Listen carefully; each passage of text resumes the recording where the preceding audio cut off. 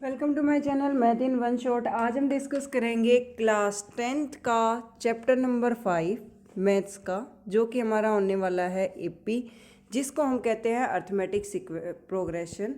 Arithmetic progression में एक जो नंबर्स की सीक्वेंस ली जाती है या सीरीज ली जाती है, वो पर्टिकुलरली कैसी होती है कि सभी टर्म्स का जो डिफरेंस है वो हमारा सेम आना चाहिए। वो जीरो भी हो सकता है, वो पॉजिटिव भी हो सकता है, वो नेगेटिव भी हो सकता है। That is considered to be AP. और जो डिफरेंस हम निकालते हैं, लाइक मैंने टर्म्स ली 2, 4, 6, 8, इस तरीके से मेरे पास कुछ सारी टर्म्स हैं। डिफरेंस जब मैं निकालूंगी तो second term minus first term को हमने कहा A1, सेकंड टर्म को हमने कहा A2, थर्ड टर्म होगी A3, नेक्स्ट हो जाएगी A4। स्मॉल ए से नोटेशन जाती है, कैपिटल ए से नोटेशन हम नहीं लेंगे, क्योंकि AM जो अर्थमेटिक मीन लेके चलेंगे वो 11th का हमारा कंसेप्ट हो जाएगा। तो यहाँ पर हम एक टर्म फाइंड आउट करते हैं, कॉमन डिफरेंस। जो कॉमन डिफरेंस होता है उस कॉमन डिफरेंस को हम डिनोट करते हैं स्मॉल डी से, जो कि इक्वल आएगा second term minus first term, या फिर नेक्स्ट आ जाएगा third term minus second term, fourth term minus third term. इस तरीके से आप एन टर्म्स तक इनको माइनस से कर सकते हैं। तो यहाँ पर एपी के लिए हमारा जो सबसे पहला फॉर्मूला आता है वो तो कॉमन डिफरेंस का ही आता है कि हम second term minus first term करेंगे और चेक करेंगे कि एपी में सीक्वेंस है भी या नहीं है, जो एक पर्टिकुलरली हमें प्रोग्रेशन दे रखी है। एक हम यहाँ पर फाइंड आउट करते हैं एन को हम कहते हैं लास्ट टर्म ऑफ एपी, जिसका फॉर्मूला होता है a plus N minus 1 into d. N हमारी रहेगी last term of the AP, a हमारी रहेगी first term of the AP, n हमारी रहेंगी नंबर ऑफ टर्म्स, और जो डी है वो हमारा क्या रहेगा, कॉमन डिफरेंस रहेगा। डी हमारा कॉमन डिफरेंस रहेगा, ए हमारी फर्स्ट टर्म रहेगी, एन नंबर ऑफ टर्म्स रहेंगी, ए एन हो जाएगी लास्ट टर्म। इसी तरीके से अगर हमें sum of n term find out करना है तो वहाँ पर हम एस एन का फॉर्मूला लगाते हैं, जो कि इक्वल आता है n/2 into 2a plus n minus 1 into D की इक्वल। ठीक है, इसी की एक मॉडिफाइड फॉर्म है, और करके लिखे तो S N is equal to n/2 into A plus A N. ये कैसे आया मैं बता देती हूँ। यहाँ पर 2a को क्या लिख सकते हो, a प्लस ए, कोई फर्क नहीं पड़ेगा, बाकी की स्टेटमेंट को रखेंगे सेम।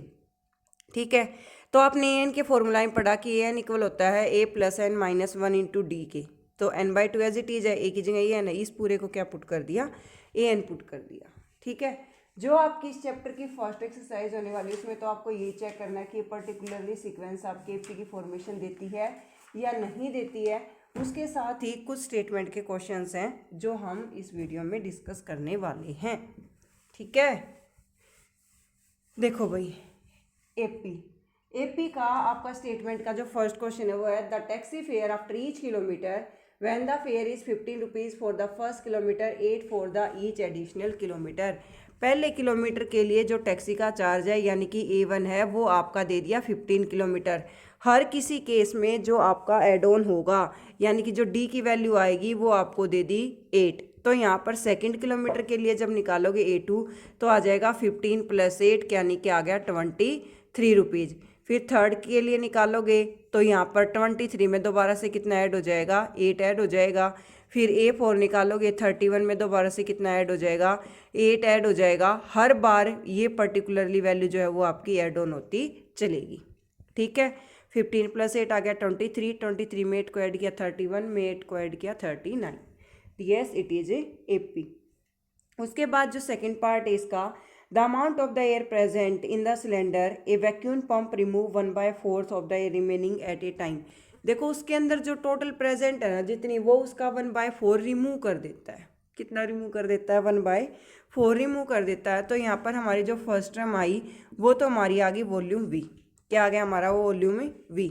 अब जब सेकेंड टर्म आएगी ना तो क्या करेगा, v माइनस v/4 यानी कि इस टोटल का फोर्थ, इस टोटल का फोर्थ, टोटल का फोर्थ कर रहा है तो v के डिवाइड बाय कुछ नहीं है, 1 है। तो यहाँ पर हमने 4 ले लिया एलसीएम, तो ये आ गया 4v माइनस वी यानी कि 3v डिवाइडेड बाय 4। जब थर्ड टर्म लेके चलोगे तो 3v/4 उसके अंदर अभी प्रेजेंट है। अब इसका 1/4 होएगा, किसका, अभी कितना प्रेजेंट है, 3v/4, और इसी का क्या हो जाएगा, फोर्थ पार्ट। यहाँ पर भी हमने सेम काम किया था, उसके पास v था, उसमें से कितना रिमूव हुआ, 1/4 हुआ, किसका, v का, इसलिए v को किससे मल्टीप्लाई कर दिया, 1/4 से, और वही क्या हो गया, माइनस। अभी सिलेंडर के अंदर सेकंड स्टेज पर आकर कितनी बच गई 3v/4। सेकंड स्टेज पर आकर कितनी बच गई 3v/4।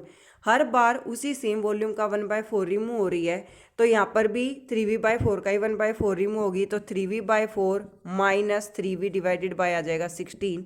16 ले लिया हमने एलसीएम, 4 4 जा 16 और 4 3 जा 12, माइनस 16 से 16 कैंसिल आउट, 3v कितना आ गया 9v डिवाइड बाय 16।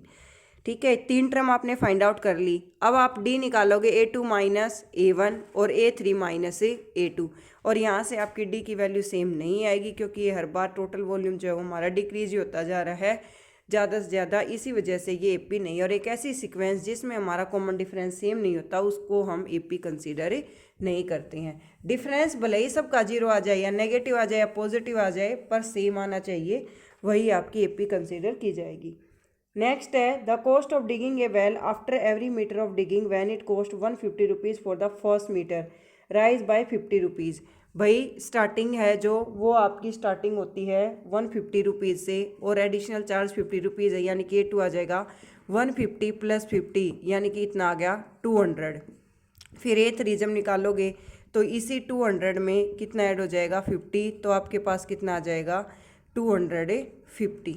ठीक है, फिर आगे निकालोगे 250 + 50 करोगे तो कितना आ जाएगा 300।